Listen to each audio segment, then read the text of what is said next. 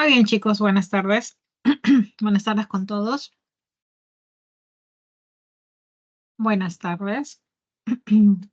Muy bien, chicos, vamos a comenzar. Me confirman si se logra visualizar el PPT y si se me escucha fuerte y claro.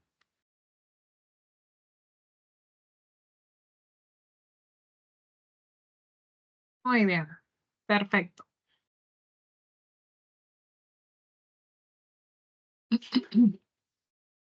Vamos a comenzar entonces.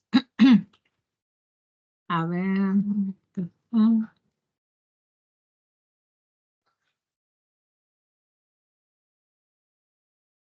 Muy bien, en esta semana vamos a desarrollar lo correspondiente al tema de nutrición, fotosíntesis y respiración. Muy bien.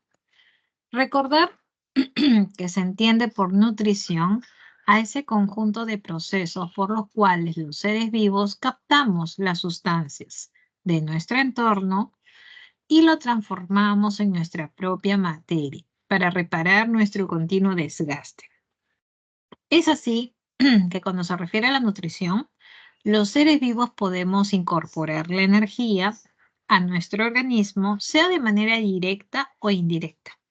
Si es de manera directa, aprovechando, por ejemplo, la luz, mediante fotosíntesis o de repente usando la energía que produce la oxidación de algunos compuestos inorgánicos. Muy bien. Eh, y por otro lado, puede ser de manera indirecta a través de compuestos orgánicos, ¿no? Producidos, claro, por otros seres vivos. Entonces, eso sería de una manera indirecta. Estas dos formas de incorporar energía dan lugar entonces a estos dos tipos de nutrición, autótrofas y heterótrofas. Es así que la primera, la nutrición autótrofa, es característica de aquellos organismos que van a ser capaces de elaborar por sí mismos moléculas orgánicas combustibles, como son, por ejemplo, lo voy a detallar acá, ya para que lo puedas manejar esa información. A ver, nuevamente, repito. Entonces, los que tienen una nutrición autótrofa, repito, son aquellos capaces de elaborar por sí mismos sus moléculas orgánicas, ¿no? Sus moléculas orgánicas. ¿Quiénes son? Por ejemplo, las plantas. A ver. Ya, de nuevo, plantas. También serán las bacterias eh, quimiosintéticas.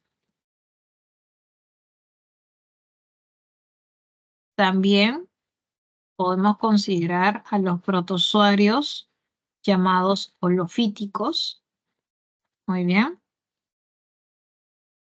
Y por otro lado, los que tienen nutrición heterótrofa son aquellos que, como te decía, vamos a depender del medio externo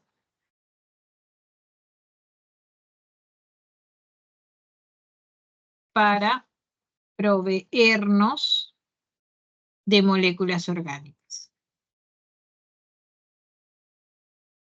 Muy bien.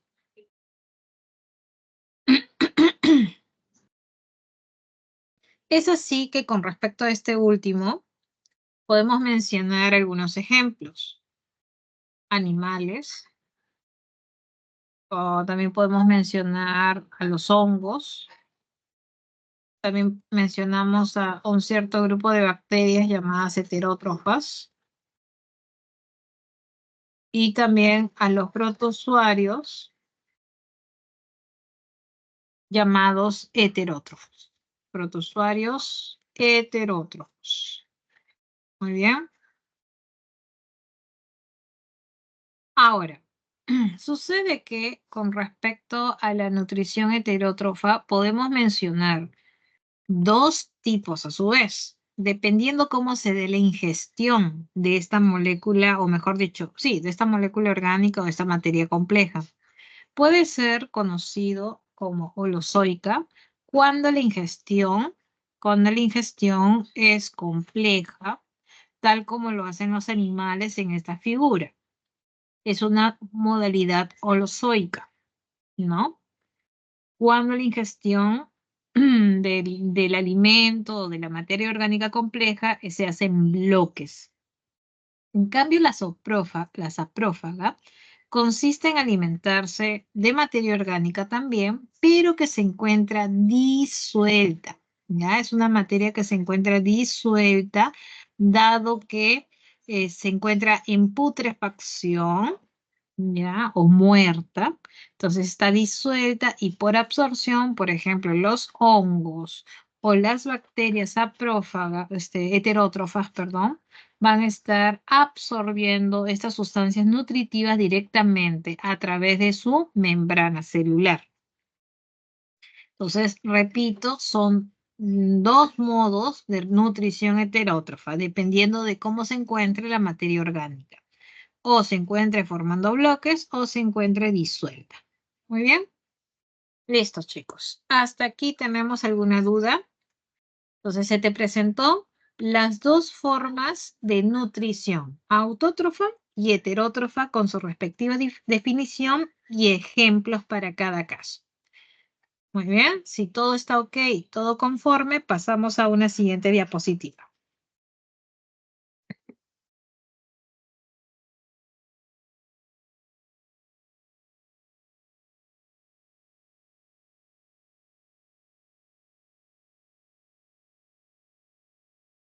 Muy bien. Entonces, como estamos hablando de los tipos de nutrición, ¿no? Tanto autótrofa como heterótrofa, y como te di un ejemplo de organismos que realizan nutrición autótrofa y eran las plantas para que puedan elaborar por sí mismas sus moléculas orgánicas necesitan realizar un proceso llamado fotosíntesis.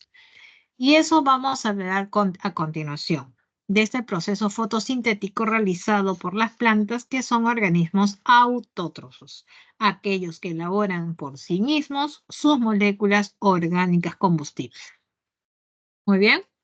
Sabemos que la fotosíntesis es uno de los procesos biológicos más importantes cuando se refiere al sostenimiento de la vida en el planeta, ya que todos los seres vivos, claro, con excepción de un grupito de bacterias quimiosintéticas o de protozoarios holofíticos, dependemos en último término de las moléculas orgánicas que se forman en este proceso fotosintético.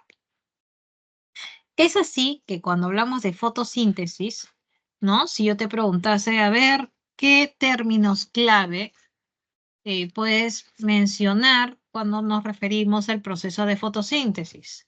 Por ejemplo, tú me puedes decir, profesora, al pensar en fotosíntesis, pienso en las hojas. Sí, porque las hojas recuerda que son los órganos mejor adaptados para la absorción de luz y por ende también para el intercambio de gases y para la fabricación de alimentos durante la fotosíntesis. Es así que a nivel de las hojas podemos encontrar unos poros que ya habíamos mencionado clases anteriores que permitían el intercambio de gases, ya que se abren y se cierran en el momento adecuado para aceptar al CO2. Estamos hablando de los estomas, ¿cierto? Tú sabes que en el interior de una hoja vamos a encontrar también capas de células, tejidos vamos a encontrar, y uno de ellos es el tejido parenquimático, ¿te acuerdas? El parénquima clorofilial. Ahí tenemos una foto, una fotografía de un tejido en el cual sus células abunda esta organela especializada para la fotosíntesis. Estamos hablando de el cloroplasto. El cloroplasto es un plastidio, una organela de doble membrana, ¿no? Estamos viendo por acá. A ver. Acá tenemos su membrana externa.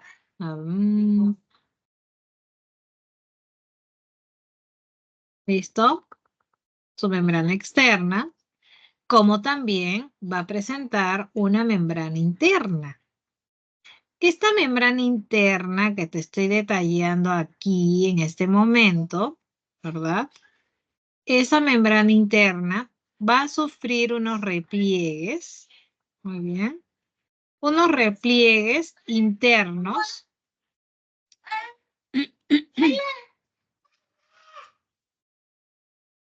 Me disculpan.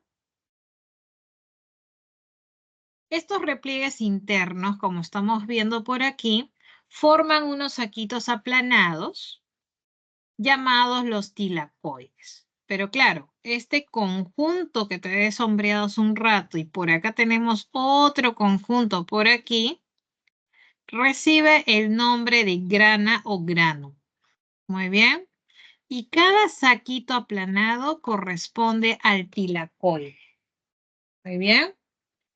Sucede que es en la membrana de ese saquito aplanado, llamada la membrana tilacoidal, donde vamos a encontrar incrustados por aquí, así como unas incrustaciones en su membrana, al pigmento fotosintético por excelencia, que es la clorofila. Muy bien. Asimismo, en el cloroplasto vamos a poder encontrar su propio ADN, sus propios ribosomas y un espacio donde vamos a encontrar, ¿no?, varias sustancias, tipo una matriz, pero que es exclusiva del cloroplasto.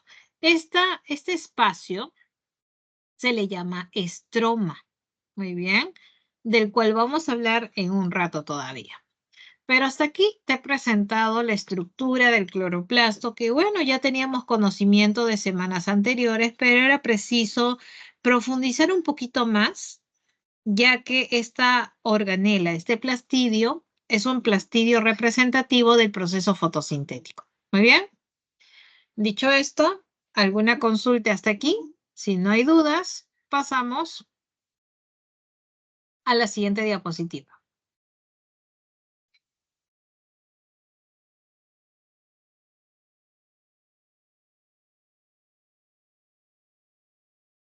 Muy bien. Entonces, la fotosíntesis va a estar conformada por dos etapas. Una conocida como la fase luminosa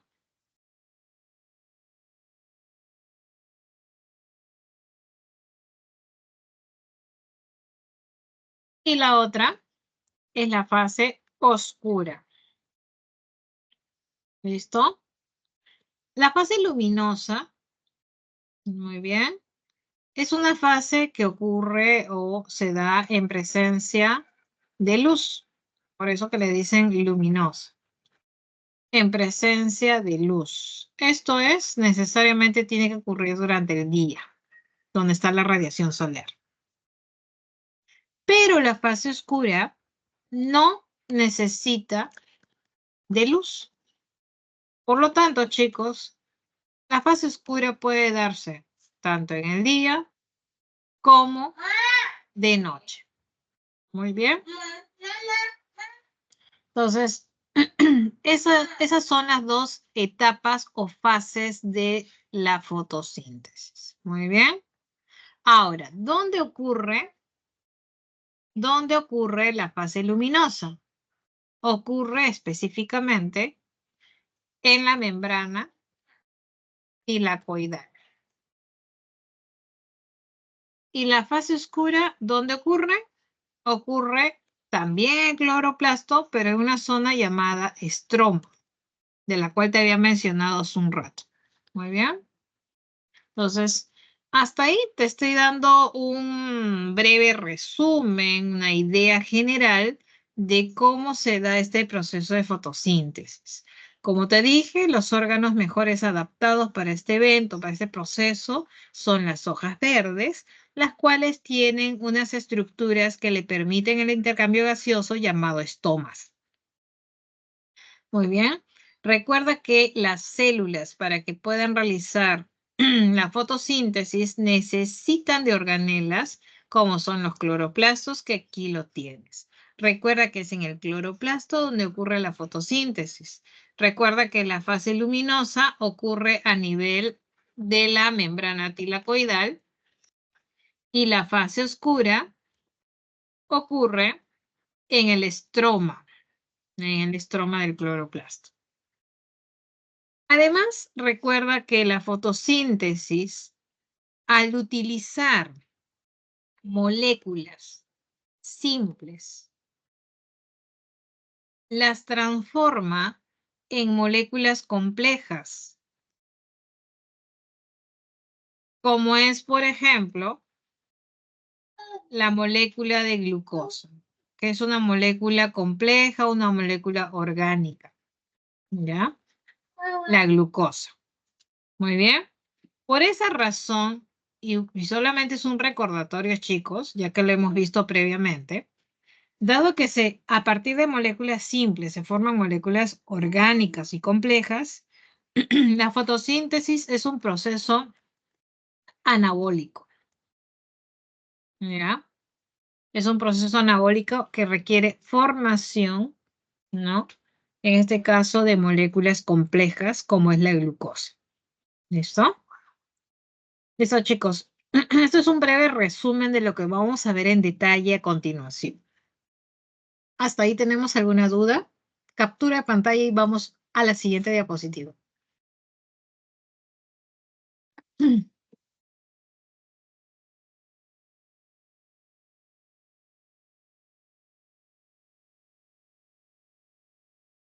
Este es también un esquema general del proceso fotosintético.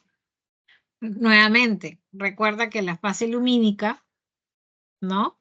Ocurre específicamente en la membrana del tilacoide, ¿no? En cambio,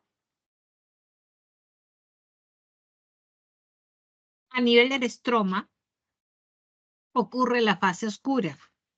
También es conocida como el ciclo de Calvin-Benson. ¿Bien?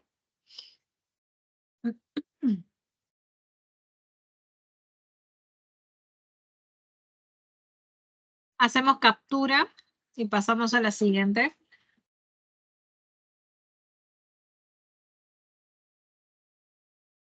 Listo, entonces, como ya tenemos conocimiento del esquema general, o sea, vamos a abordar a continuación las dos fases de la fotosíntesis. Primero comenzaremos con la fase lumínica y luego comenzaremos o continuaremos con la fase oscura. Comenzamos entonces, la fase luminosa. Nuevamente repito, ¿dónde ocurre la fase luminosa? ¿Ocurre dónde? En la membrana del tilacoide. ¿Verdad? Ocurre en la membrana tilacoide.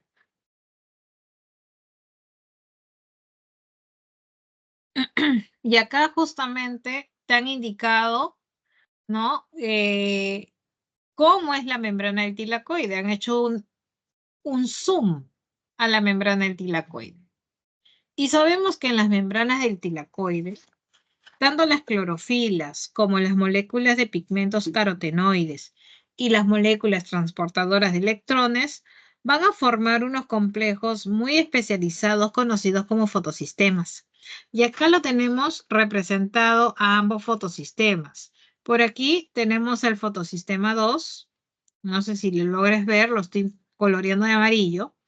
Y luego por aquí tenemos el fotosistema 1. ¿Ya? Tenemos ambos fotosistemas que van a estar justamente asociados a la clorofila. Muy bien.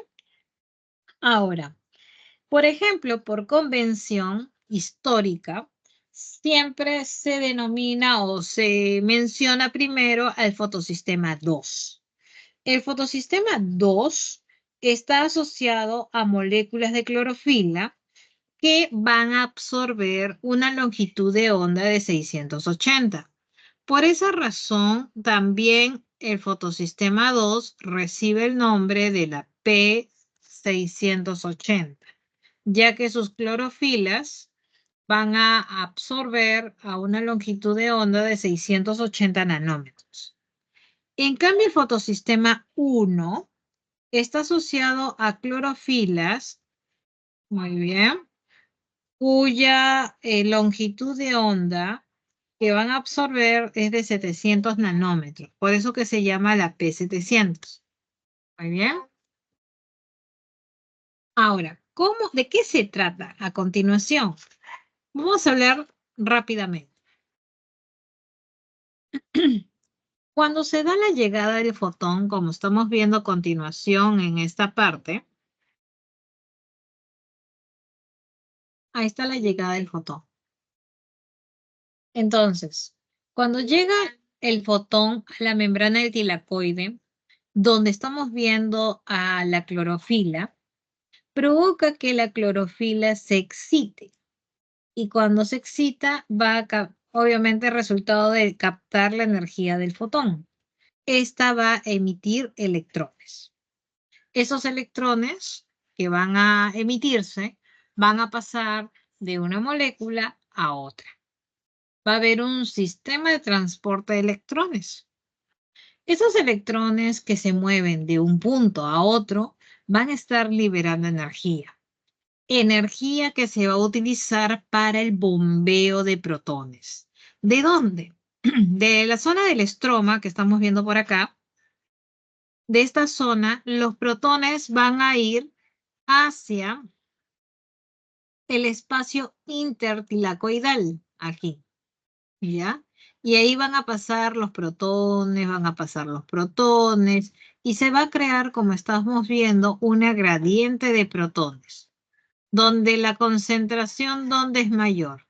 Aquí, en esta zona, ¿no? En la zona intertilacoidal, la concentración de protones es mayor respecto a la zona del estroma, que es menor. Aquí es menor. Muy bien. Entonces tú lo sabes, por diferencia de gradiente, ¿qué crees que va a ocurrir a continuación?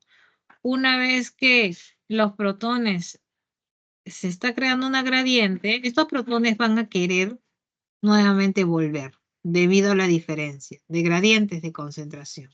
Quiere decir que ahora los protones van de la zona intertilacoidal hacia nuevamente a la zona del estroma. Van a regresar. Pero esto está acoplado a la generación de ATP. Muy bien. Esto está acoplado a la generación de ATP. Por eso decimos que el hecho de que los protones vuelvan al estroma a través de esta molécula llamada ATP sintasa permite originar moléculas de ATP. Este proceso se llama fotofosforilación. ¿Y por qué se le llama fotofosforilación? Porque si te das cuenta, se da la generación de ATP por acción de la luz. Recuerda que la luz ha ocasionado que la clorofila se excite, se liberen electrones y cuando pasan los electrones de un punto a otro, libera energía que es utilizada para el paso de protones, creándose una gradiente. Y como nuevamente estos protones tienen que regresar hacia el estroma, van a pasar por esta ATP sintasa para que se dé la creación, generación de ATP. Este proceso, no te olvides, se llama fotofosforilación. Y tanto a nivel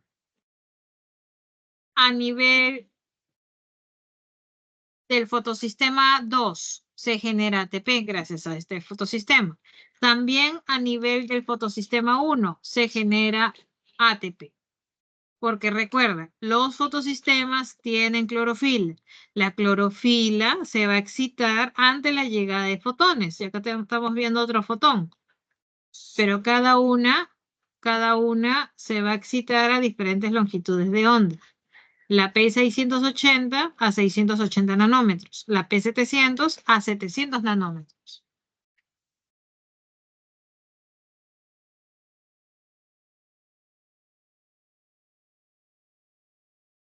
Muy bien.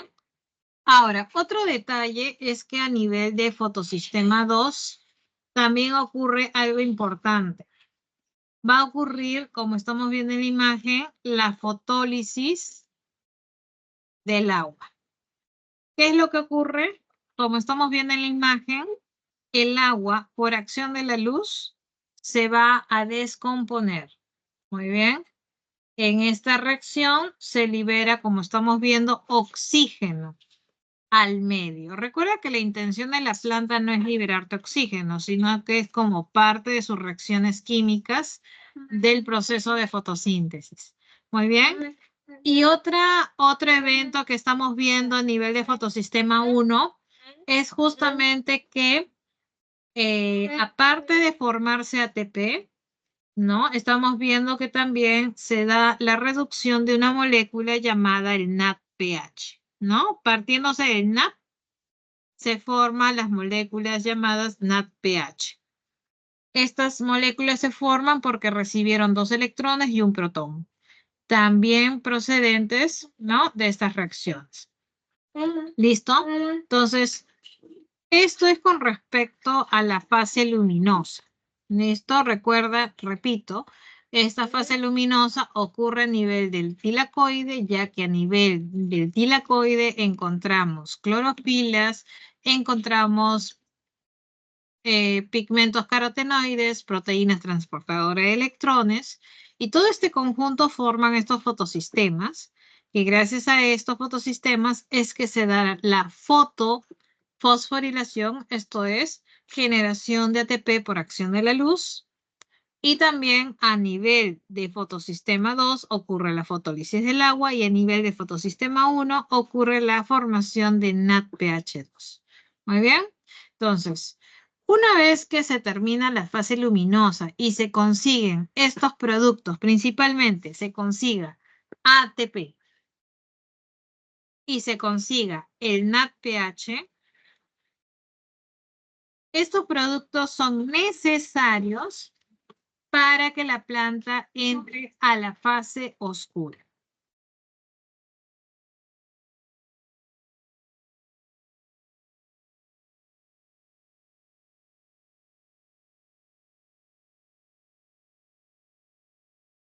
Muy bien, captura de pantalla. Y pasamos a la siguiente diapositiva. Muy bien.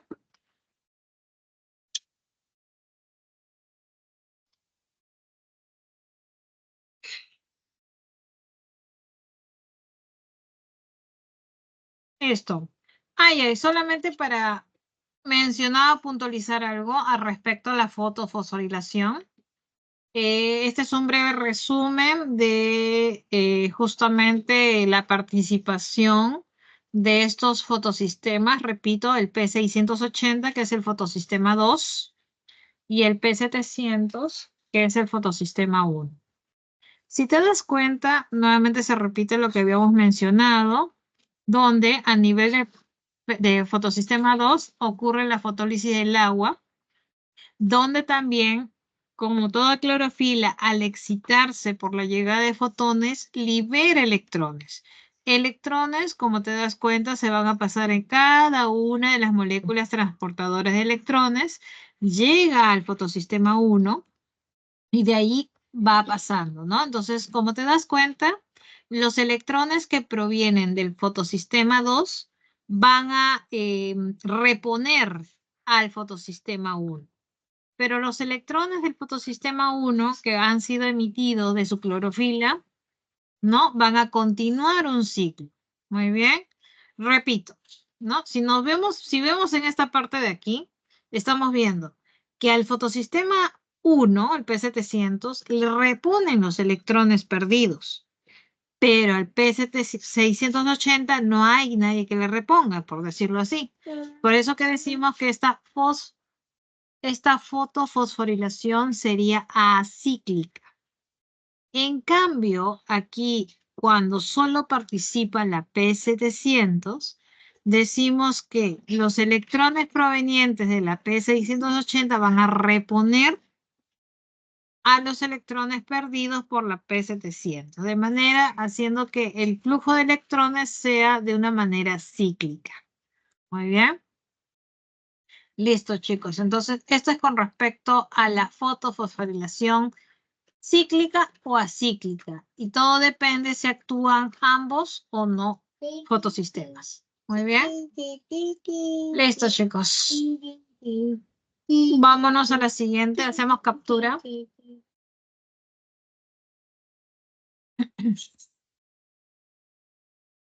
Entonces decíamos que una vez que culmina la fase luminosa, la planta puede ingresar a la fase oscura. ¿Qué es lo que se necesita de la fase luminosa? Como te dije, se necesita que haya habido la formación tanto de ATP como también del NADPH. Muy bien. Con esos dos productos de la fase luminosa se puede entrar a la fase oscura. ¿Listo?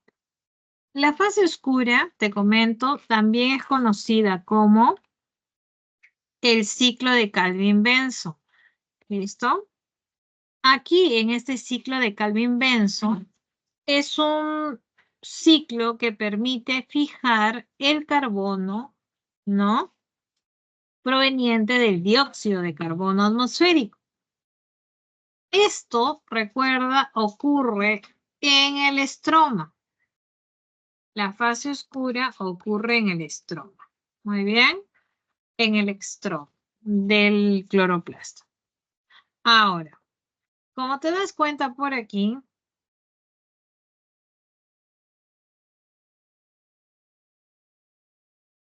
esta ribulosa, a ver, tiene 1, 2, 3, 4, 5 carbonos. Muy bien.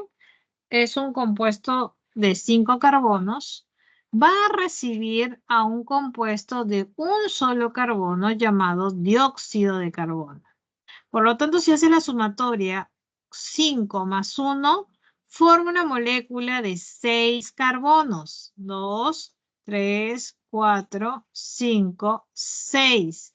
Pero que es bastante inestable y por esa razón se subdivide en moléculas de 3 carbonos cada una. Estas moléculas de 3 carbonos cada una reciben el nombre de fosfoglicerato. Se forman los fosfogliceratos, muy bien, y de esta manera viene a continuación la participación del ATP. El ATP da o cede un fosfato para transformar, muy bien, el 3-fosfoglicerato en 1,3 bifosfoglicerato. De esa manera se han formado estos dos compuestos, ahí no queda. Viene ahora la participación del NADPH, cede electrones y protones para finalmente transformar este 1,3 bifosfoglicerato en el famoso PEGAL.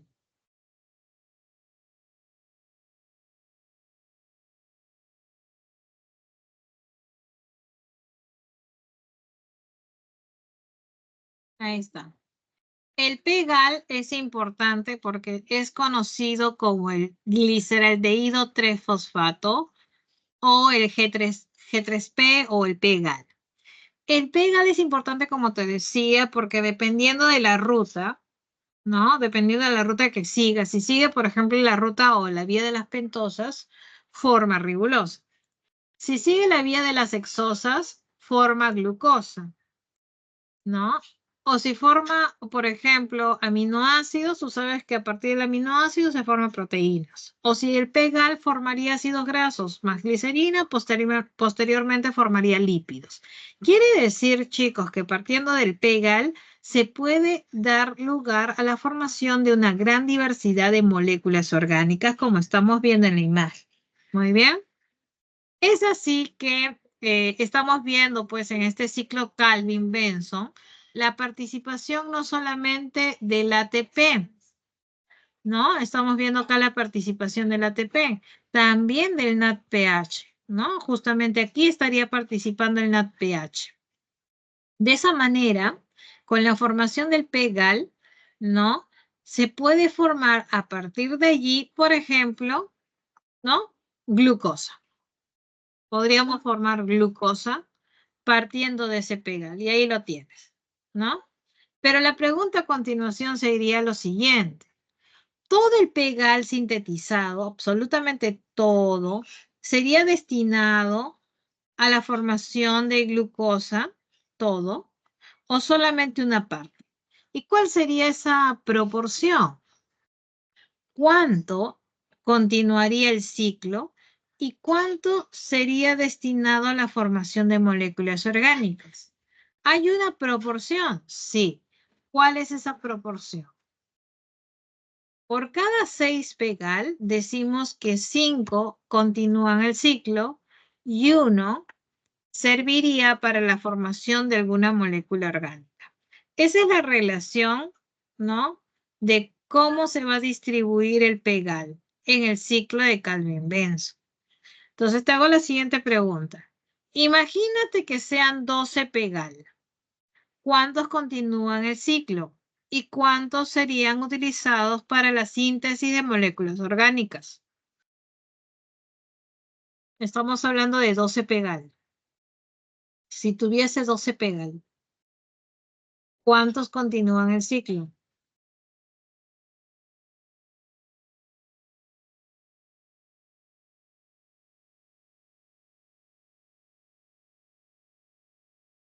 Ahí no te compliques.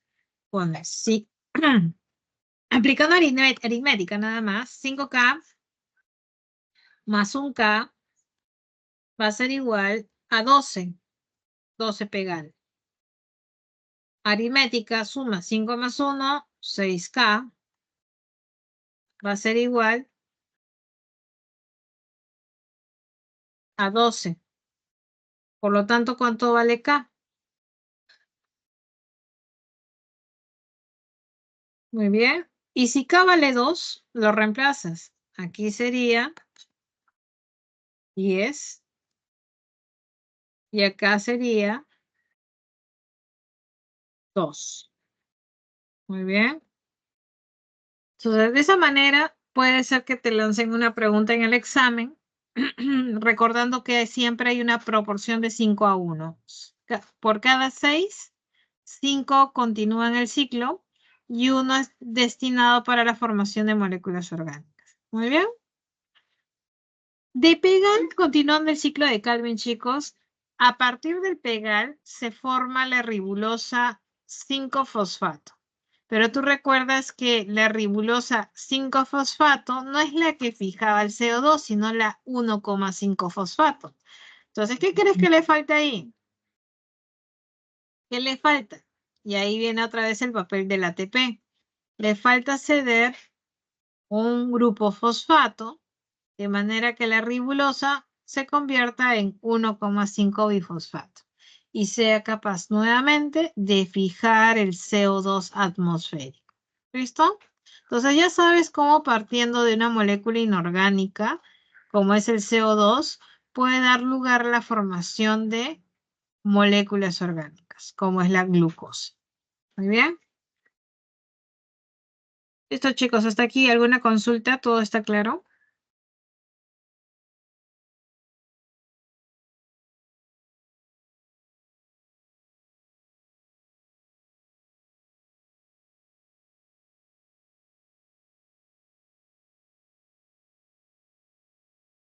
Muy bien, pasamos entonces. Entonces, hasta aquí hemos hablado de las dos fases de la fotosíntesis. La fase luminosa que ocurre justamente en la membrana tilacoidal y la fase oscura que ocurre justamente en el estroma, ¿no? Entonces, vamos a hablar a continuación de la respiración celular.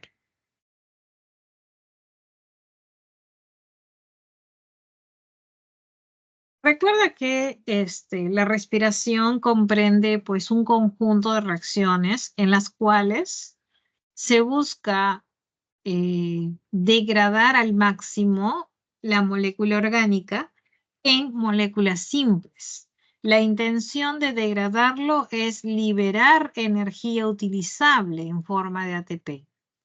Recuerda que la célula es capaz de producir ATP degradando esta gran variedad de moléculas orgánicas, siendo, por ejemplo, una de las más importantes la glucosa, la cual si se oxida por completo en CO2 y agua puede producir una gran cantidad de energía utilizable por la célula en forma de ATP. Muy bien. Entonces, imaginémonos que lo que te voy a detallar a continuación en rojo, imaginémonos que esta es una célula, ¿ya? Y esto en azulito, imagínate que corresponde a las mitocondrias. Muy bien. Si te das cuenta, el proceso de respiración celular se divide en dos áreas. Una que ocurre justamente fuera de las mitocondrias, en el citosol. Por eso que decimos que como se da en el citosol, se da en condiciones anaeróbicas, sin oxígeno. Y en esa primera etapa de la respiración, estamos viendo que la glucosa se transforma, se divide en dos ácidos pirúvicos. Este evento se llama glucólisis y ocurre en el citosol.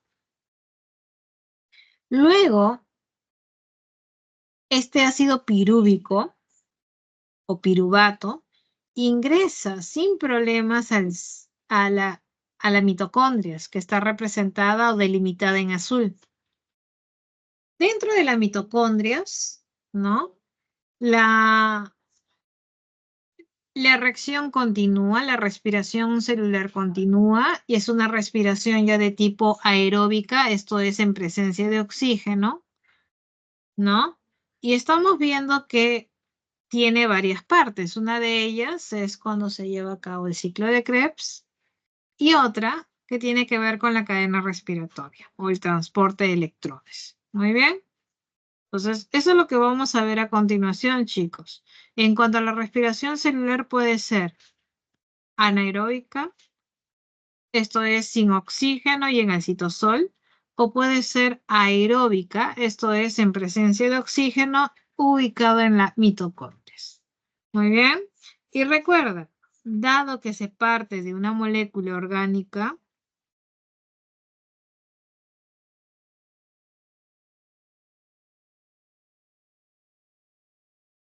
dado que se trata de una molécula orgánica, la glucosa, por ejemplo,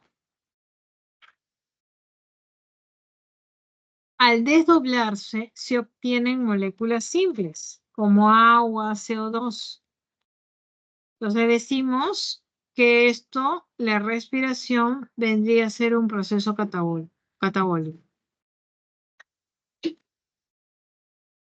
Porque en la respiración se parte de algo complejo, se transforma en algo simple con la liberación de energía utilizable para la célula. Muy bien. Listo, chicos, captura. Pasamos a la siguiente.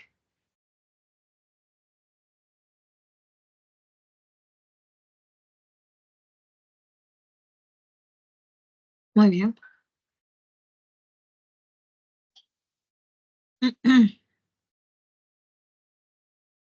Entonces, repito, cuando hablamos de respiración celular, hay una parte que ocurre en el citosol, llamada respiración anaeróbica. Y hay otra parte que ocurre en la mitocondria, llamada respiración aeróbica. En esta siguiente diapositiva vamos a ver esa primera parte que ocurre en el citosol y por ende en condiciones anaeróbicas. Esa primera parte, ¿no? O vía metabólica es la glucólisis o vía de Meyerhoff, que como te dije se sitúa en el citosol en condiciones anaeróbicas y lo que va a hacer es convertir esta molécula de glucosa, lo va a transformar en 2 moléculas de ácido pirúvico o piruvato. Muy bien. Claro, aquí te estoy mencionando el detalle, porque realmente en nivel preuniversitario basta que sepas que partiendo de glucosa se transforman o se forma 2 piruvato.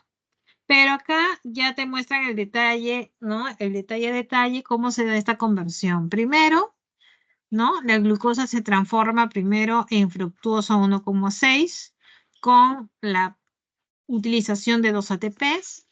Luego esta fructuosa se transforma en gliceraldehído, ¿no? Y esta a su vez en la conversión de piruvato va a liberar electrones ganándose 4 ATPs.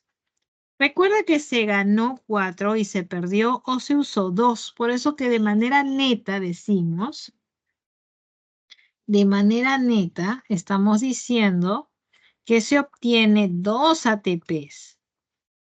¿Muy bien? Y 2 NADH. Entonces, eso es en cuanto a nivel de la glucólisis.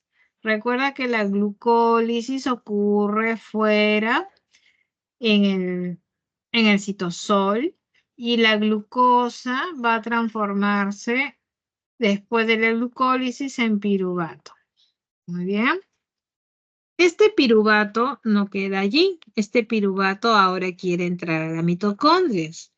Y para poder entrar al ciclo de Krebs le ponen un montón de requerimientos. Entonces, eso es lo que vamos a ver a continuación. Después de la vía MDEF-Meyerhof o glucólisis, o también conocida como la respiración anaeróbica, porque se da sin oxígeno, vamos ahora, ¿qué ocurre ya en la mitocondria? Muy bien.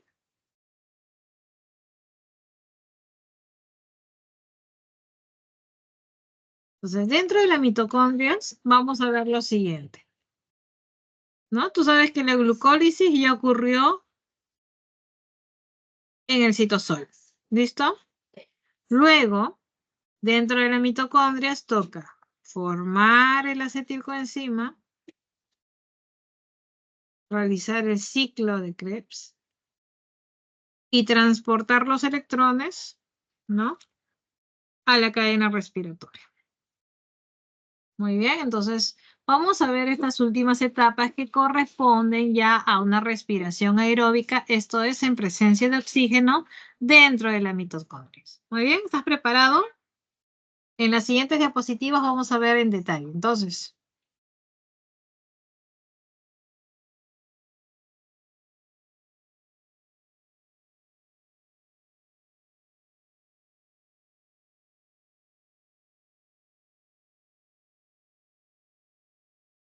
¿listo?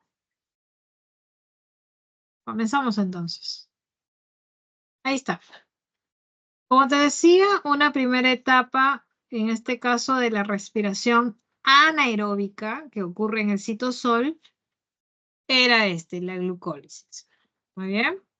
Pero ahora vamos a ver la segunda etapa, la formación del acetilcoenzima A. Quiere decir que después de la formación de piruvato, el piruvato ingresa a la mitocondria y pretende ingresar al ciclo de Krebs, este de acá, pero no le permiten, le dicen no, antes de ingresar al ciclo de Krebs tienes que perder un carbono, ya que recuerda, el piruvato, ¿cuántos carbonos tenía? Tenía 3. Muy bien. Y cuando pierde el carbono o se descarboxila, libera electrones y protones que van a ser captados por el NADH. Muy bien. Entonces, este piruvato va a sufrir una descarboxilación y se va a formar esta, esta molécula de los carbonos, el acetilcoenzima A. ¿Listo? Luego, después de la segunda etapa, viene la tercera.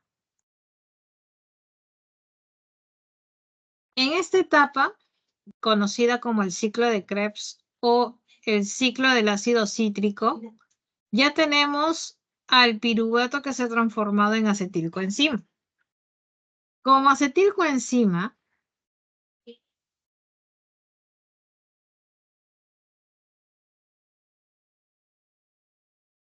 acá está, disculpen. Como acetilcoenzima va a ingresar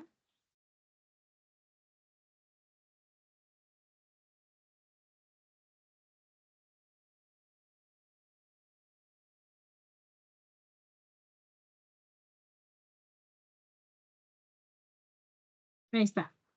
Como acetilcoenzima va a poder ingresar al ciclo de Krebs, o también conocido como el ciclo del ácido cítrico. Como estamos viendo en esa imagen, este acetil tiene tan solo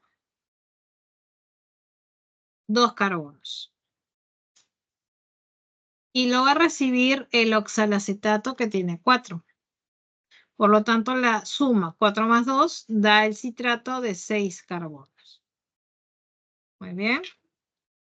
A partir de aquí, chicos, este ciclo de Krebs también es conocido. Aparte de ser el ciclo del ácido cítrico, también consiste en una serie de descarboxilaciones y deshidrogenaciones. Muy bien, entonces el resultado de todas estas descarboxilaciones y deshidrogenaciones está ahí en la imagen resumido. Lo que se va a formar es a continuación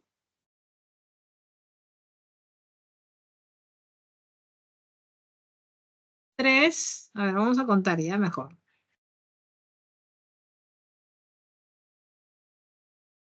A formarse uno, dos,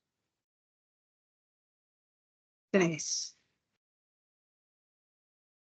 Entonces el resumen es que se formen tres, un poquito más grande.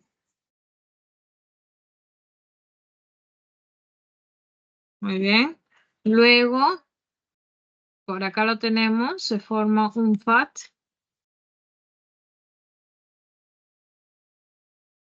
Y se forma una molécula de ATP. Es el resultado, ¿no? Ahora, si tú quieres aprenderte las moléculas intermediarias, también vale, ¿no? Pero que todavía a nivel preuniversitario no es muy exigente, pero si quieres aprendértelo y sabes que eso en el futuro lo vas a necesitar, apréndete los intermediarios. Esta información se encuentra en la separata de la semana, ¿ya? Pero hasta aquí lo que te quiero mostrar es que a nivel del ciclo de Krebs es que por cada acetilcoenzima que ha ingresado, que a su vez representa al ingreso de un piruvato tan solo de 3 carbonos, ¿bien? Y a su vez una molécula de glucosa trae 2 piruvatos. Tiene una y tiene 2 piruvatos. Por esa razón, chicos, como este dato que te estoy poniendo aquí y te lo estoy resaltando a continuación, este dato corresponde a un piruvato, pero realmente son 2 piruvatos. Por esa razón que siempre aquí se va a multiplicar por 2, ¿ya? Para hacer el balance correcto respecto a una molécula de glucosa. Muy bien. Entonces, hasta aquí sabemos qué es lo que genera, ¿no? Cada ciclo de Krebs por molécula de piruvato que ingresa. Muy bien, hacemos captura, chicos, para pasar a la última parte. Vamos a ir ahora a la cuarta parte.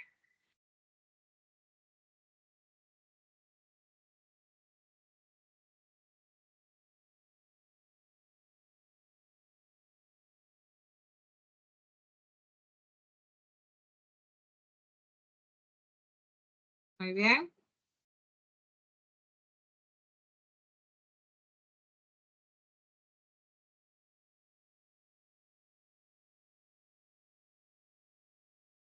Finalmente, esta es la cuarta parte, la última parte de la respiración celular, en este caso la respiración del tipo aeróbica, también es conocida como la cadena respiratoria.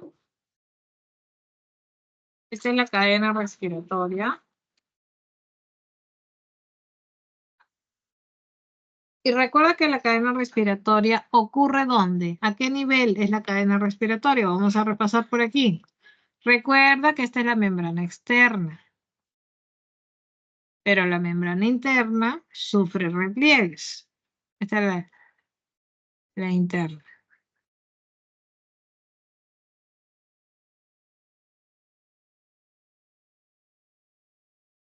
Muy bien.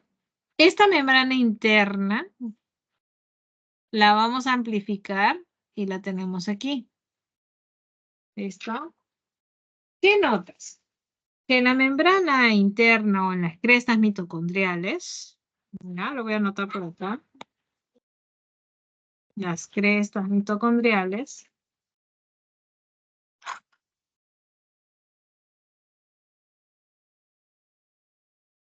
vamos a encontrar en estas crestas la presencia de varias moléculas, ¿no? Varias moléculas que van a ser o van a representar la cadena transportadora de electrones. Como te das cuenta, aquí los NADH2 y los FADH2 generados van a trasladar sus protones y electrones y lo van a ceder a esta cadena, cuyo sector final será el oxígeno. De esta manera, esta transferencia de protones, recuerda nuevamente que estamos viendo, mira, a ver, para repetirte, te decía, ¿no? Te decía que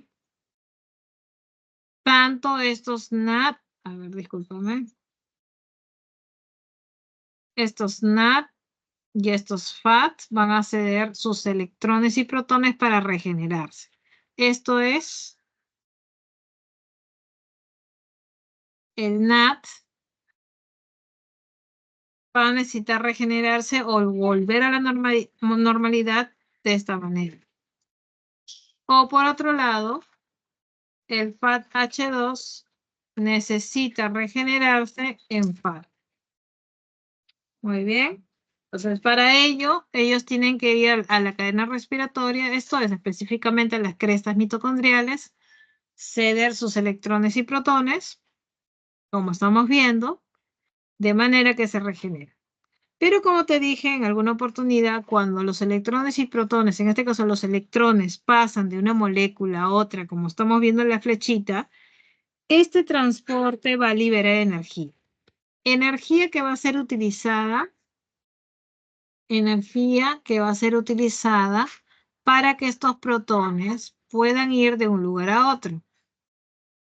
¿Listo? Estos protones puedan llegar a este espacio intermembrana creándose una gradiente, donde acá la gradiente es mayor y aquí es menor. Muy bien. Entonces, mismo principio del que te expliqué anteriormente. Una vez que se crea esta gradiente, estos protones pueden regresar a través de la ATP sintasa, pero que este retorno estaría acoplado a la síntesis de ATP. Muy bien. De esa manera, pues, buscaba explicar cómo se da la cadena respiratoria. Recuerda que por cada NADH2 que llegue a la cadena respiratoria, representa un valor de 3 ATP. Y por cada FAT, un valor de 2 ATP. Muy bien. Recuerda que esto se conoce como fosforilación oxidativa. Es la generación de ATP, repito. Muy bien.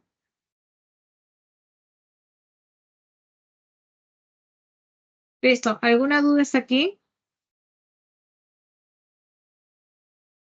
A ver, cambiamos de diapositiva entonces.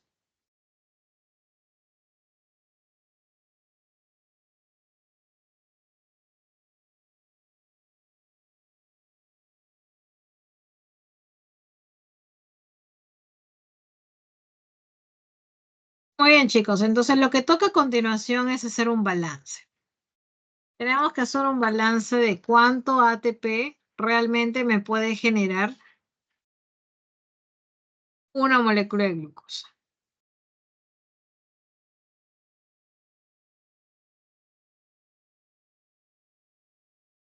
Espérate, vamos a checar.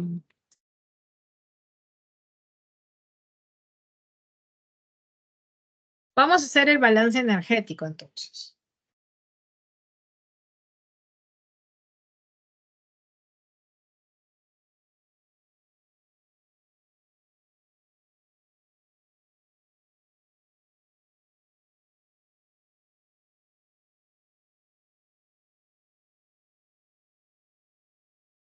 A ver, lo vamos a hacer por partes. A ver, voy a hacer mi rayita por acá. Vamos a dividirlo. A ver.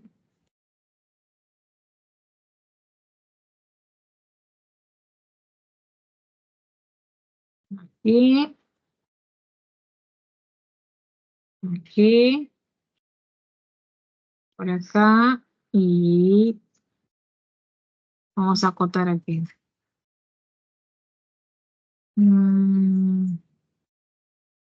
Ya. Entonces, primero vamos a considerar, ¿no? Lo que está encerradito en azulito corresponde a lo que se ha llevado a cabo en el citosol. En el citosol, a ver, hay que recordar un poquito. En el citosol, muy bien.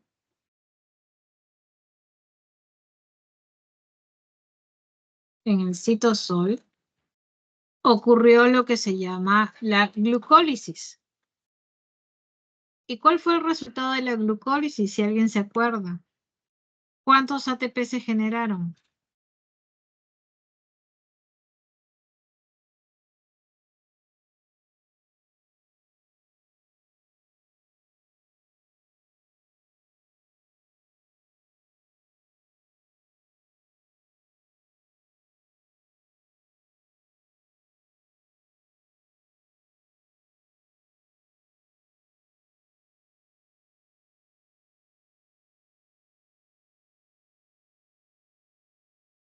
¿Alguien se acuerda?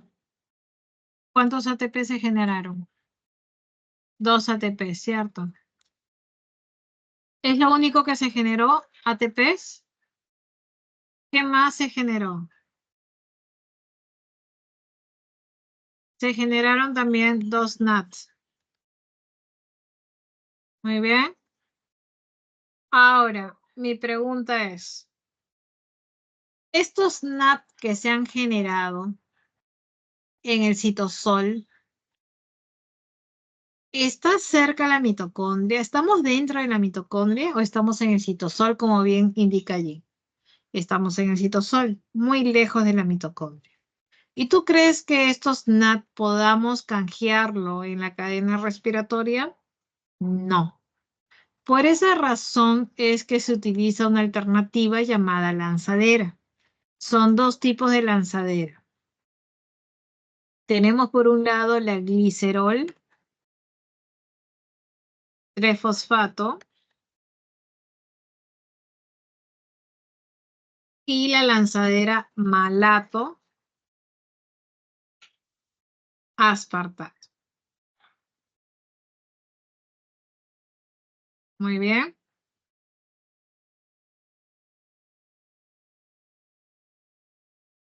Entonces, en esta lanzadera glicerol 3-fosfato te dice, mira, si sabemos por teoría, vamos a escribirlo, acá está, no, por acá. En la cadena respiratoria, sabemos que por teoría, por cada NAT H nos daban 3 ATP y por cada FAT H2 nos daban 2 ATP. ¿Qué te dice la lanzadera? La lanzadera, por ejemplo, el glicerol 3-fosfato te dice, no, yo por cada NAT por cada NAT, por cada NADH, te doy tan solo 2 ATP. Nada más. En cambio, la malato te dice, por cada NAT, te doy igual que la cadena respiratoria, 3. ¿Listo? Entonces, si es la glicerol 3-fosfato, por cada NAT te da 2. Por lo tanto, si acá son 2 por 2, sería 4. Te da 4 ATPs. Muy bien. La malato, perdón, la glicerol 3-fosfato. Si fuese la malato, te dice, ¿no? Por cada 1, 3. Si son 2, 2 por 3, 6. ¿No? 6 ATP. Bueno, y acá como son ATP, se mantienen ATP. Muy bien. Listo. Ahora nos vamos con dentro ya de la mitocondrias. Nos vamos dentro de la mitocondrias aquí. Entonces, tenemos acá, después de la glucólisis que seguía, ¿te acuerdas? Se formó el piruvato y del piruvato se tiene que transformar en acetilcoenzima. O sea, va a haber una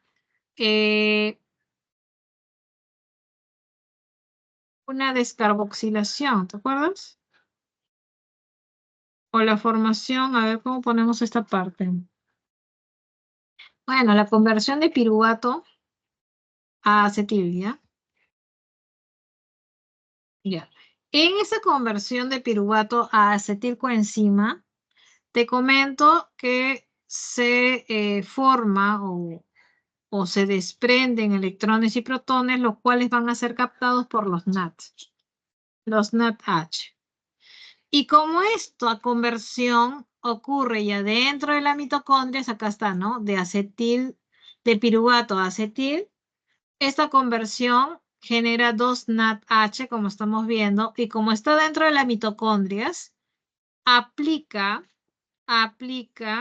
esto de acá, aplica esto de acá, ¿no? Esto que te había mencionado, aplica esto.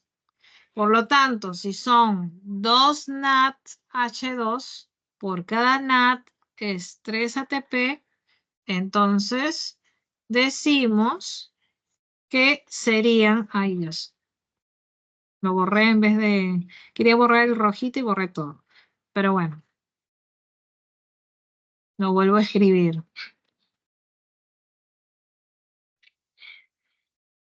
A ver, por cada NAD me daba, ¿cuántos? 3 ATP, ¿no? Y por cada FADH2 me daba 2 ATP. Esto es en la cadena respiratoria, ¿no? O las crestas mitocondriales. ¿Listo? Entonces aplicaba eso que te estaba mencionando allí. ¿Listo? Entonces, si son 2 NADH2 o 2 NAD,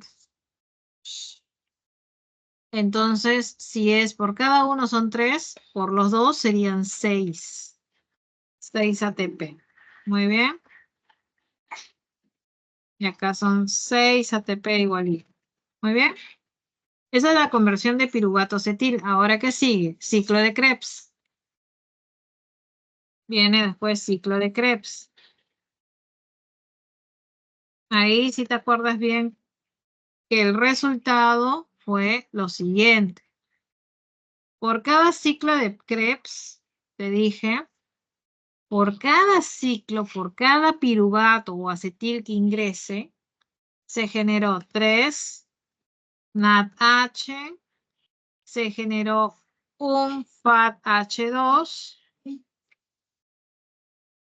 y se generó una molécula de ATP.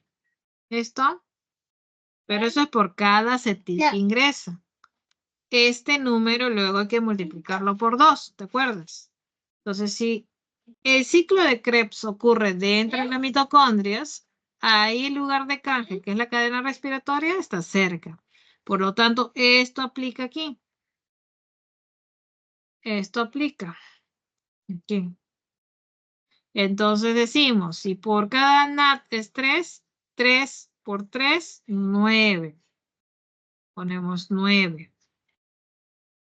Muy bien. Es 9. 9 ATPs, pero es por 2, ¿recuerda? Porque son 2 piruvato. Acá es por cada FAT, son 2 ATP, pero hay que multiplicarlo por 2. ¿Listo? Y acá un ATP sigue siendo un ATP, pero hay que multiplicarlo por los 2 ATP, por 2 ATP.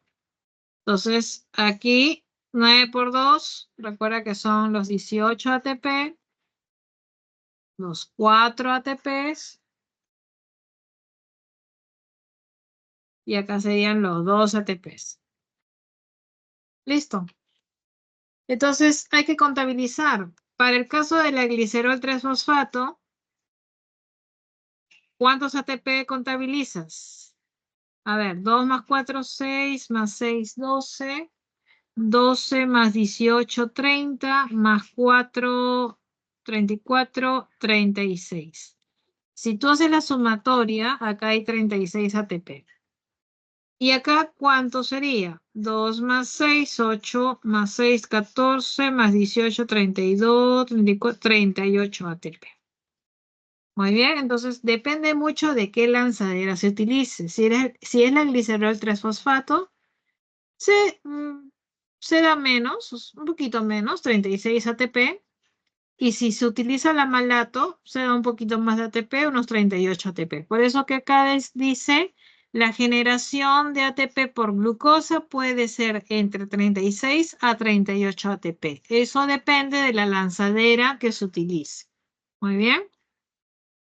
Y se utiliza lanzadera ya que estos NAT son producidos en el citosol, muy lejos de la cresta mitocondrial donde se encuentra la cadena respiratoria. Muy bien, chicos. Captura de pantalla, por favor.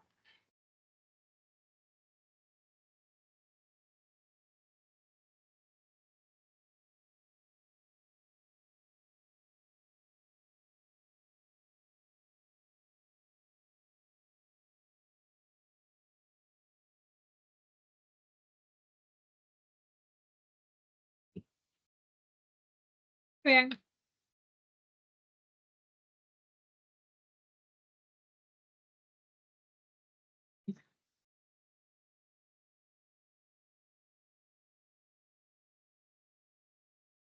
Ahora, ¿qué pasaría? Me voy a retroceder unas diapositivas, ¿ok? ¿Qué pasaría con esta imagen? ¿Qué pasaría? Imaginémonos de que no haya mitocondrias. No hay mitocondrias. ¿Qué no se llevaría a cabo? No se llevaría a cabo la conversión de piruvatos a acetil, no se llevaría a cabo el ciclo de Krebs y claro está, no habría cadena respiratoria. Quiere decir que los NAT que se han formado en el citosol, estos NAT-H no se van a poder regenerar a NAT utilizando la cadena respiratoria porque no hay mitocondrias. Muy bien. Entonces, ¿qué proceso debe realizar o se debe realizar para que estos NAT-H se puedan regenerar en NAT? Muy bien. Entonces, ese proceso alternativo se llama fermentación. Muy bien. La fermentación ocurre entonces o se realiza a continuación de la siguiente manera. Me voy de nuevo a la diapositiva que corresponde a la fermentación. Regreso y ahí está. Muy bien. Entonces, la fermentación es un proceso, como te decía, pues alternativo cuando o no existen mitocondrias o la demanda es tan alta que, pues, se necesita regenerar los NADs. Es así, pues, que existen dos tipos de fermentación, como es la alcohólica, por un lado, donde estamos viendo que después de la glucólisis, cuando se genera el piruvato, este piruvato luego, en una fermentación alcohólica, se transforma en etanol. Y para transformarse de piruvato a etanol, se hace uso de los electrones y protones del NADH. De esta manera se puede regenerar, se regenera el NAD. Listo. Esto se llama fermentación alcohólica porque produce etanol. Y un ejemplo de organismos que realizan fermentación alcohólica serían las levaduras, muy bien, que producen el alcohol como la cerveza. Muy bien. Por otro lado, existe fermentación láctica. Por ejemplo, los glóbulos rojos carecen de núcleo y organelas como mitocondrias. Por eso que realizan o convierten el piruvato, lo convierten en lactato. Muy bien, profesora, pero también he escuchado que nuestras células musculares realizan fermentación láctica y hasta donde yo sé, esas células sí tienen núcleo y organelas, efectivamente. A diferencia del glóbulo rojo, las células musculares sí tienen mitocondria, pero debido a la alta demanda o al sobreesfuerzo que le podemos generar a nuestro músculo, realiza fermentación láctica. Así como nuestras células musculares, también existen microorganismos que al realizar el yogur o producir el yogur, el queso, la crema ácida, realizan este tipo de fermentación láctica. Insisto, las fermentaciones se dan en el citosol, por lo tanto en condiciones anaeróbicas. Muy bien. ¿Listo? Por favor, haz captura de pantalla. Voy a la siguiente diapositiva.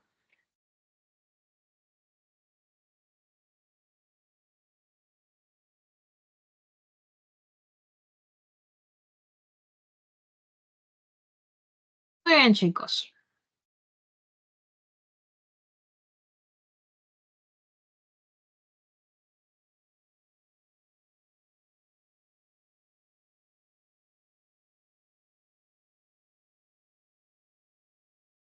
Entonces, ¿hasta aquí alguna duda? Comenzaremos con otro tema, entonces, que corresponde al intercambio de gases en plantas y animales.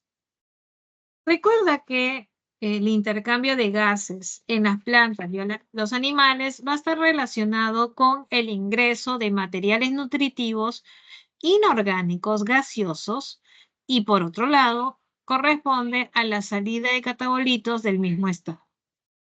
En las plantas superiores, por ejemplo, el CO2 y el oxígeno ingresan por difusión a las hojas a través de los famosos estomas. Y luego, de circular libremente y realizarse el intercambio gaseoso, salen otra vez por los mismos órganos.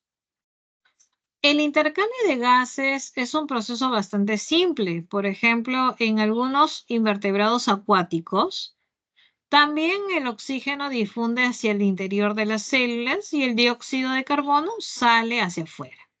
Pero, ¿qué pasa a medida que el organismo se torna complejo? Por ejemplo, ya vamos a encontrar estructuras especializadas en el caso de los insectos que van a presentar tráqueas. O, por ejemplo, en la lombriz de tierra vamos a hablar de una respiración cutánea. O de repente, en el caso de algunos organismos acuáticos, van a presentar branquias externas.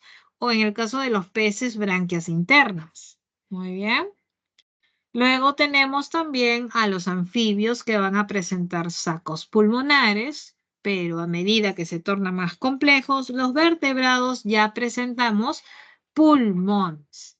Es así que un ejemplo, ¿no?, de vertebrados somos nosotros, los mamíferos, el hombre, que vamos a presentar un aparato respiratorio que consta de dos pulmones situados en nuestra cavidad torácica, como estás viendo en la imagen. Y también presentará unos conductos anexos, como es la tráquea, que es la prolongación de la laringe. Esta se va a bifurcar en dos ramas o bronquios que penetra cada uno en los pulmones. Ya dentro de cada pulmón, cada bronquio se divide formando bronquiolos, los que a su vez se ramifican repetidamente, dando lugar a tubos cada vez más pequeños que conducen a cavidades terminales que son los sacos alveolares, como estás viendo a continuación en la imagen. En las paredes de los conductos más pequeños y en los sacos alveolares existe, ¿no?, una densa red de capilares sanguíneos. Recuerda que el aire que va a penetrar en nuestros pulmones contiene aproximadamente un 20% de oxígeno y un 0.03% de dióxido de carbono, mientras que el aire que expulsamos contiene un 16% de oxígeno y un 4% de dióxido de carbono. Recuerda que el dióxido de carbono que procede de nuestros tejidos llega por difusión al plasma y de allí se va al interior del eritrocito. Parte de este gas se va a transportar disuelto, pero la mayor parte, ¿no?, de este gas va a reaccionar con la enzima llamada anhidrasa carbónica, dando lugar a que se forme bicarbonato. Muy bien. Ahí lo estamos viendo en la imagen. Recuerda que un tercio de este bicarbonato se va a difundir en el plasma y se transporta como tal a los alveolos. Parte del anhídrido carbónico se une a una hemoglobina llamada, pues, o formando la carbaminohemoglobina. ¿Ya? Y se transportará de esa manera. Pero también puede transportarse, como te dije, disuelto en la sangre como un ion bicarbonato. Al llegar a los alvéolos pulmonares, el proceso es opuesto. Quiere decir que el dióxido de carbono se va a eliminar al exterior al liberarse de la carbaminohemoglobina y la anhidrasa carbónica tendría que catalizar una reacción inversa. Por eso que ahí estamos viendo flechita en doble sentido, porque esa enzima cataliza una reacción inversa. Muy bien. Listo. Entonces, eso es con respecto al sistema respiratorio humano y recuerda que cuando el aire ingresa o entra, nuestras costillas se expanden, nuestros pulmones se expanden y por lo tanto el diafragma se contrae hacia abajo. Por otro lado, cuando el aire sale, nuestras costillas se contraen, nuestros pulmones se comprimen y el diafragma se relaja hacia arriba. Eso es lo que se llama inhalación y exhalación. Inhalación, el aire ingresa, exhalación, el aire sale. Muy bien. Listo, chicos. ¿Hasta aquí tenemos alguna duda o consulta?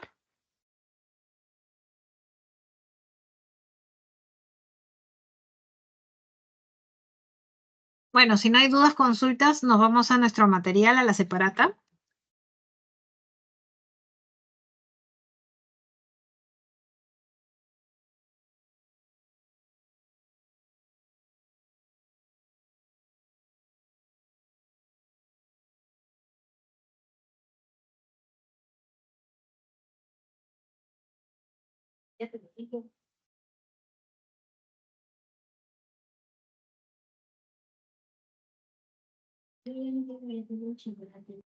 Muy bien, chicos, esta separata es la que ustedes tienen para esta semana, semana número 5. Nuevamente, enfatizar que se debe complementar esta información en tu separata con la información que se te ha brindado en el PPT, ¿no? Aquí se te muestra, pues, nuevamente los tipos de nutrición, ¿no? Tal cual habíamos revisado en la clase. También con respecto a la fotosíntesis, ahí te indican con mucho más detalle, ¿no? De manera resumida, con respecto a la fase lumínica y la fase oscura. También con respecto a la respiración, ¿te acuerdas que se divide en anaeróbica y aeróbica? Muy bien. Ahí está, por ejemplo, con respecto, ¿no? Unas imágenes del proceso fotosintético. También con respecto a la fase, ¿no? Luminosa, la fase oscura, ahí está el detalle, ¿no? De lo que habíamos hablado. Ahí está la glucólisis, que tiene que ver con la etapa anaeróbica de una respiración celular. Y por acá está la parte aeróbica, que involucra ya la mitocondrias. Muy bien. Ahí está representado lo que es el sistema de lanzaderas, la transformación de piruvato a acetilcoenzima. Muy bien. Ahí está en resumen lo que es el ciclo de Krebs para quienes quieren aprenderse todos los intermediarios del ciclo. Ahí está bien detallado. Muy bien. Ahí está la cadena respiratoria. Esto es la cresta mitocondrial, donde ocurre la fosforilación oxidativa. Muy bien.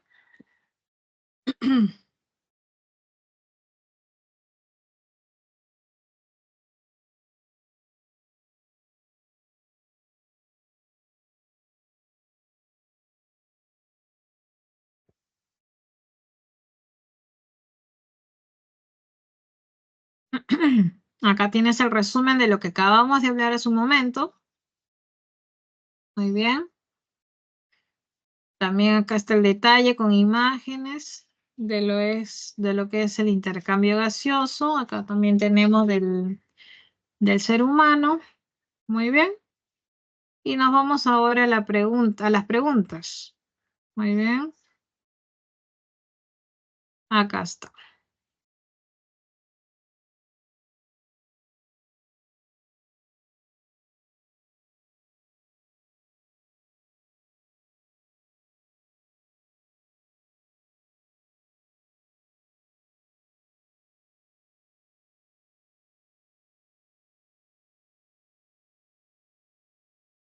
Muy bien, comenzamos.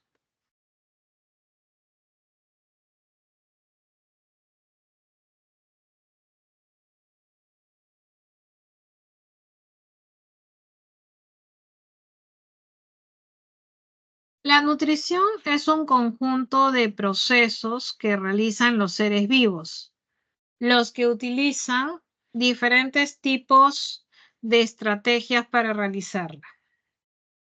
Respecto a los tipos de nutrición, determine el valor de verdad o falsedad de los siguientes enunciados. Muy bien. Te dice por ahí. A ver. Las nitrobacterias oxidan el amoníaco. Claro que sí. Las nitrobacterias oxidan el amoníaco. Los protozoarios holofíticos realizan nutrición autótrofa. Y eso lo dijimos en la teoría, que tienen nutrición autótrofa. Muy bien.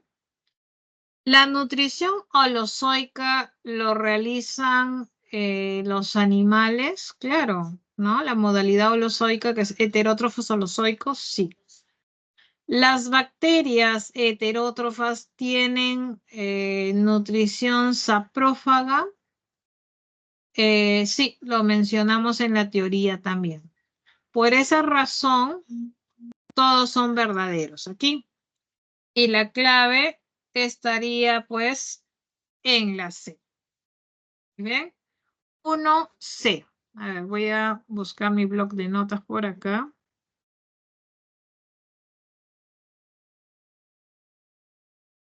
Está 1C.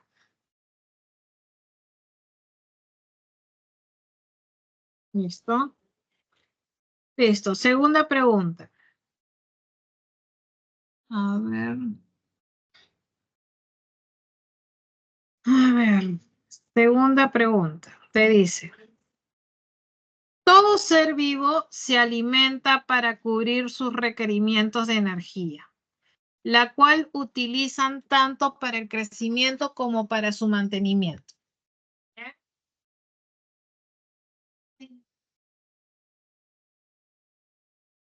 Bien.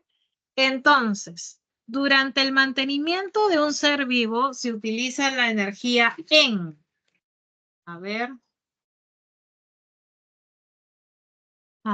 qué se utiliza? En el metabolismo basal, en la formación de nuevos tejidos, la formación de productos de la reproducción, la regulación de la temperatura. Ya. Se dice mantenimiento. Ya. Entonces, a ver, chicos, ¿cuál sería? Porque tiene que ver con el mantenimiento, no crecimiento. Te dice con respecto al mantenimiento, recuerda que para realizar esta tarea se refiere pues o a regularizar la temperatura corporal o realizar el metabolismo basal, ¿no? Esto es un mínimo gasto durante el reposo, ¿no? Entonces, la clave de la 2, ¿cuál sería?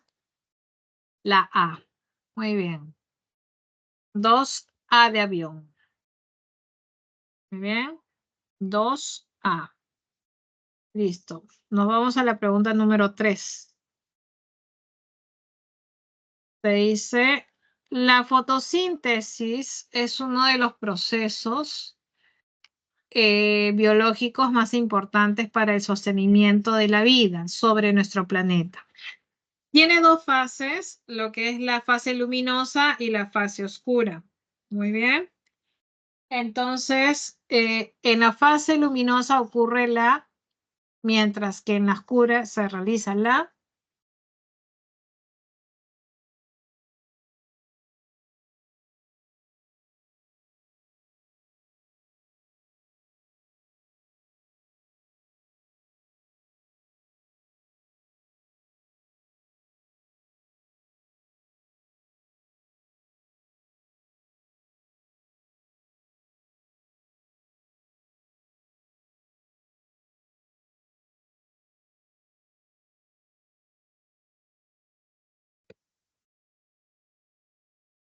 Ajá. A ver, ¿qué ocurre en la fase luminosa? Ya.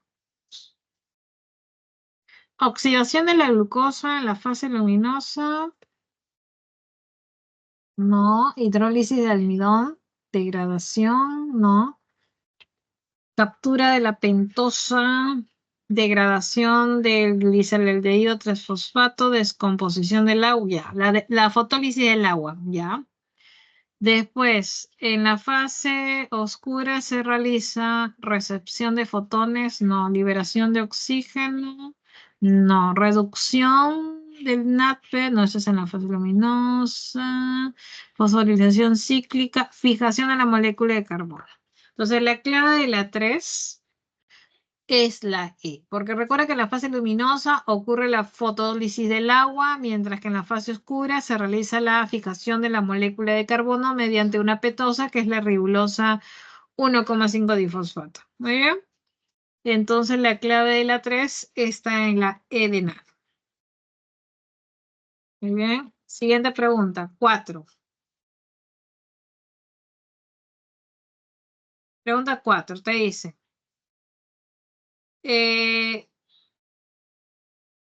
Para facilitar el transporte de protones y electrones durante los procesos de fotosíntesis y respiración celular, intervienen las siguientes moléculas. ¿Cuáles son? Las que captan electrones y protones. ¿Te acuerdas? Son los NAT o los NADP o los FAT. Muy bien. Entonces, ¿cuál de estas alternativas contienen lo que te acabo de mencionar? ¿No? La D de dado, ¿no? 4 D de dado. Muy bien. 4 D de dado. Pregunta número 5. Te dice, ¿no? Durante el proceso de de la fotosíntesis se sintetizan moléculas en el del cloroplasto. A ver, durante la fase, oscura, ¿se sintetizan lactato? No. Durante la fase oscura, ¿se sintetiza ATP? No. Durante la fase luminosa, ¿se sintetiza glucosa? No. Durante la fase luminosa, etanol? No. Durante la fase oscura se sintetiza glucosa en el estroma del cloroplasto, exactamente. Por lo tanto, la clave de las 5 está en la E de enano. Muy bien. Siguiente pregunta. Número 6. Te dice, durante el ciclo de Calvin-Benson, muy bien, durante el ciclo de Calvin-Benson se generan 12 moléculas de gliceraldehído 3-fosfato, o sea, el PEGA, ¿no? Que siguen diferentes rutas. Sin embargo, la mayoría de las moléculas se utilizan ¿para qué? ¿Recuerdas que te dije que había una proporción de 5-1, donde 5, que representa a 10 moléculas de Pegal, iban a continuar el ciclo de Calvin-Benson? Pero cuando me refiero a continuar el ciclo, significa que van a formar algo. ¿Qué significa? ¿Que van a seguir la vía de las hexosas? No. ¿Sintetizar moléculas de glucosa? No. ¿Continuar con la vía de la glucólisis? No tiene nada que ver eso. ¿Finalizar la transferencia de ATP? No. Es regenerar a la ribulosa 1,5 difosfato. ¿Ya? Entonces se utilizan para regenerar esta ribulosa. ¿Listo? La clave de las 6 está en la C de casa. La clave de las 6 está en la C de casa. 7. La pregunta número 7 te dice a continuación. Las frutas se consumen frescas. Muy bien. O mínimamente procesadas. ¿Listo? Esto es porque tienen una vida útil corta, ya que son susceptibles al deterioro microbial. Sin embargo, la fermentación de los jugos con bacterias lácticas contribuye con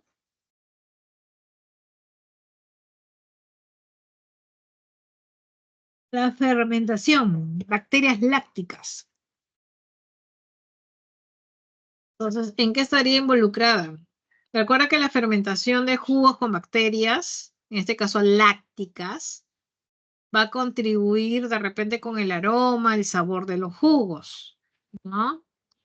Entonces, eso sería justamente la clave de las 7, la A. 7A. Muy bien.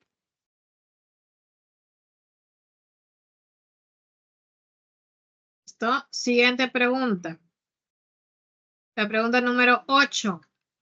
Los tejidos como el músculo cardíaco y el tejido hepático, debido a las funciones vitales que realizan, necesitan una gran demanda energética. Por ese motivo, la obtención de ATP utilizará, a ver, ¿qué utiliza? Para cumplir esta demanda en ATP, va a tener que utilizar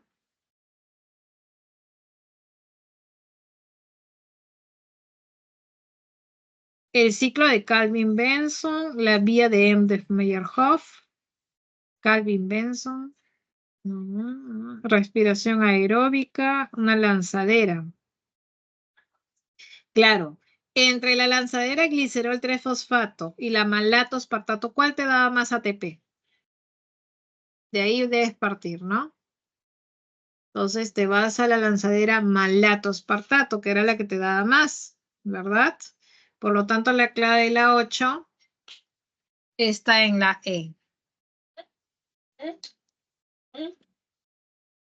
8E.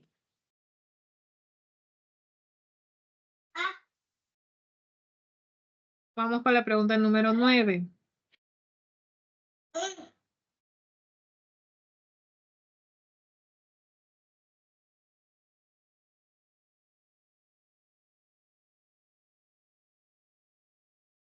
Me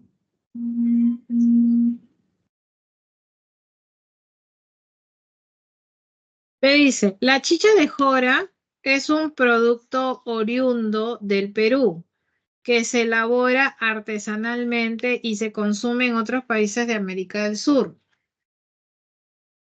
Muy bien. Luego te dice, se prepara por fermentación a partir de la acción de bacterias. Fermentación bacteriana, ácido láctica, en especial lactobacillus, obteniéndose los siguientes productos. A ver, ¿cuáles son los productos?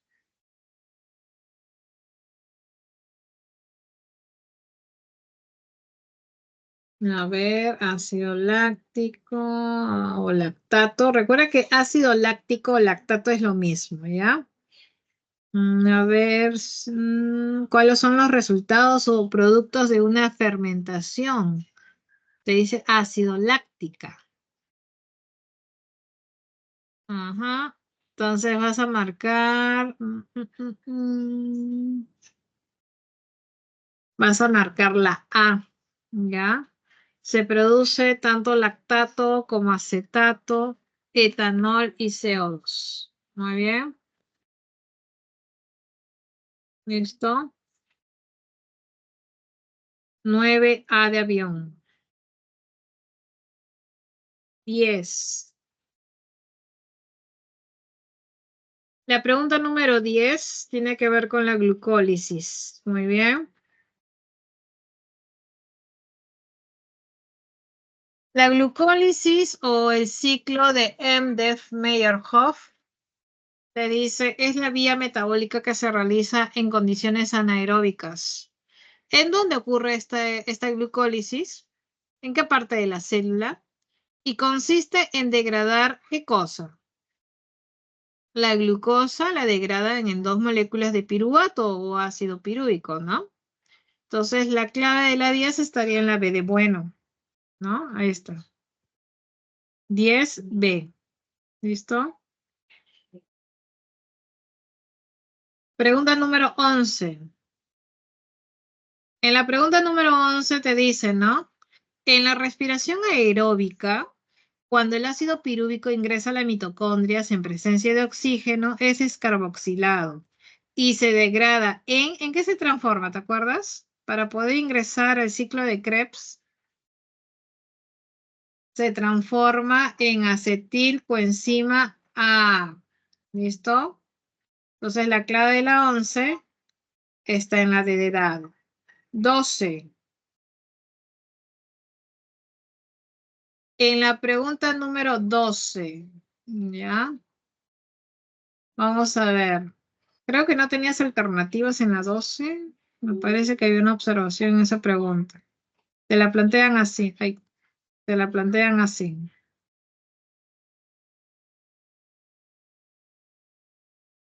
¿Listo? Entonces, vamos a relacionar. A ver.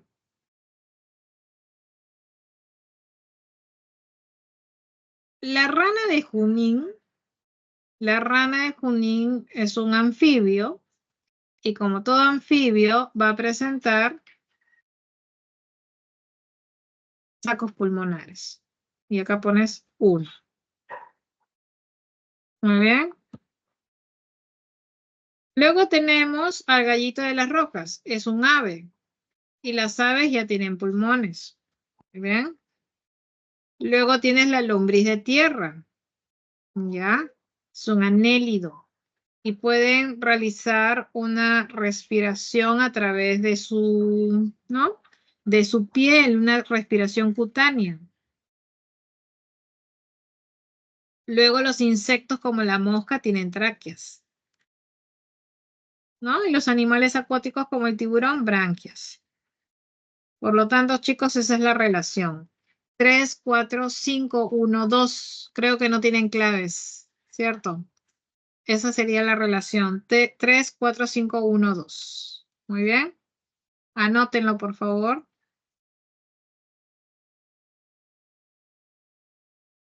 A ver. 12. La relación es 3, 4. 5, 1, 2. Muy bien. Nos vamos a la pregunta número 13 para ir acabando ya. La pregunta número 13, estamos viendo un gráfico donde, pues, ¿cómo se llama esa estructura? Que es utilizada por las plantas superiores para realizar el intercambio de gases. A ver cómo se llama. Y pues regula también la transpiración. Esa es un estoma, ¿ya? Es un estoma. La 13, edena. Muy bien. Vamos acabando con la 14 y la 15.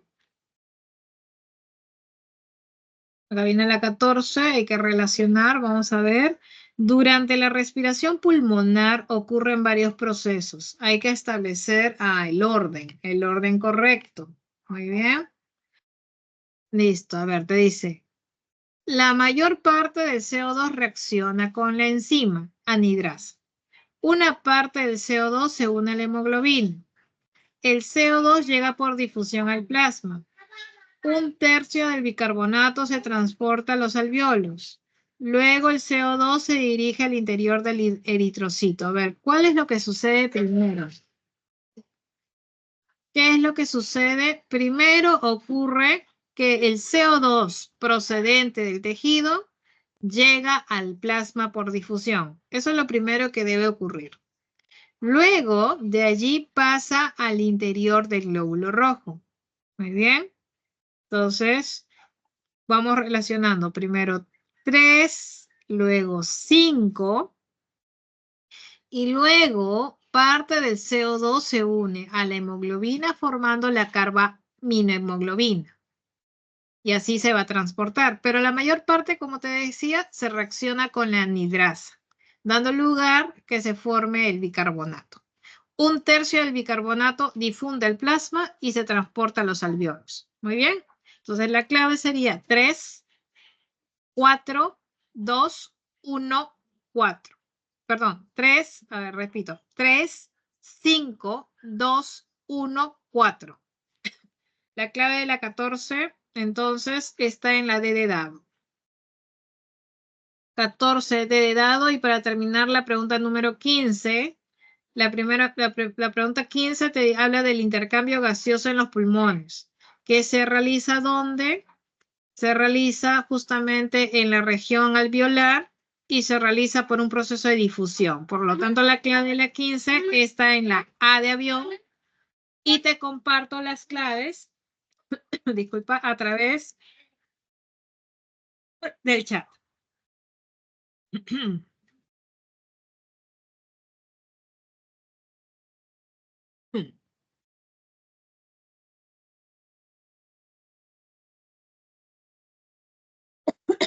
Muy bien, chicos, me despido. Hasta luego, chicos. Nos vemos.